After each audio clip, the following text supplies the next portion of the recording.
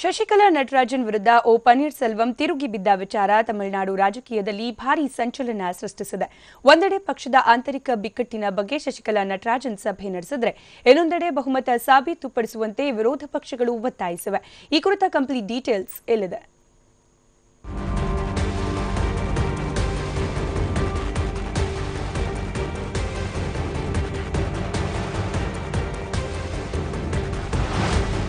ಒತ್ತಡಕ್ಕೆ ಮಣಿದು ಸಿಎಂ ಸ್ಥಾನಕ್ಕೆ ರಾಜೀನಾಮೆ ನೀಡಿದ್ದ ಪನ್ನೀರ್ ಸೆಲ್ವಂ ಉಲ್ಟಾ ಹೊಡಿತಿದ್ದಂತೆ ತಮಿಳುನಾಡು ರಾಜಕೀಯ ವಲಯದಲ್ಲಿ ಅಲ್ಲೋಲ ಕಲ್ಲೋಲ ಸೃಷ್ಟಿಯಾಗಿದೆ.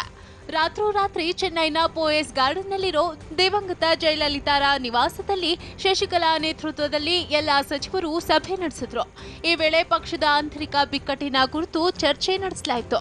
ಸಭೆ ಬಳಿಕ ಮಾತನಾಡಿದ ಶಶಿಕಲಾ ನಟರಾಜನ್, ಸರ್ಕಾರ ನಡೆಸುವಷ್ಟು ಬಹುಮತ ನಮ್ಮಲ್ಲಿದೆ ಅನ್ನೋ ಮೂಲಕ ಪನ್ನೀರ್ ಸೆಲ್ವಂ ವಿರುದ್ಧ ತೊಡೆತಟ್ಟಿದ್ರು. ಇದು ವಿರೋಧ ಪಕ್ಷಗಳ ಪಿತೂರಿಯಾಗಿದೆ. ಡಿಎಂಕೆ ಪಕ್ಷದೊಂದಿಗೆ ಓ ಪನ್ನೀರ್ ಸೆಲ್ವಂ ಕೈಜೋಡಿಸಿದ್ದಾರೆ.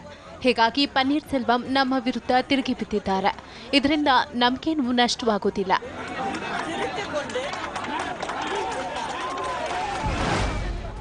ಇತ್ತ ಶಶಿಕಲಾ ವಿರುದ್ಧ ಪನ್ನೀರ್ ಸೆಲ್ವಂ ಬಂಡಾಯವಿದ್ದ ಹಿನ್ನೆಲೆಯಲ್ಲಿ ಎಐಎಡಿಎಂಕೆ ಪಕ್ಷದ ಒಕ್ಕಟ್ಟಿನ ಬಗ್ಗೆ ಅನುಮಾನ ವ್ಯಕ್ತವಾಗಿದೆ.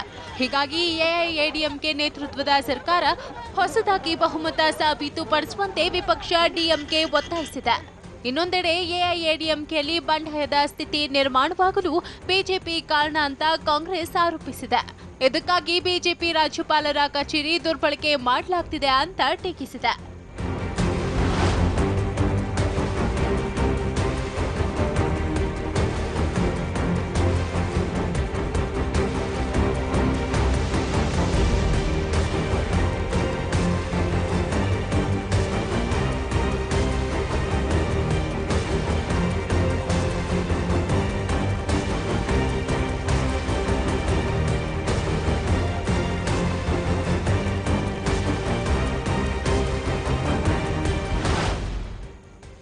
ಒಟ್ನಲ್ಲಿ ಶಶಿಕಲಾ ನಟರಾಜನ್ ವಿರುದ್ಧ ಪನ್ನೀರ್ ಸೆಲ್ವಂ ಸಿಡಿಸಿದ ಬಾಂಬ್ನಿಂದಾಗಿ ಎಐಎಡಿಎಂಕೆ ಇಬ್ಬಾಗವಾಗಿದೆ.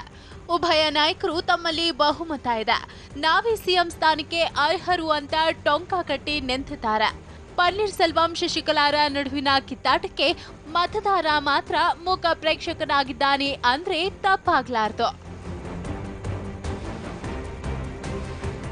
ರಮೇಶ್ ಕಂಠೀರವ, ಟಿವಿ9 ಚೆನ್ನೈ.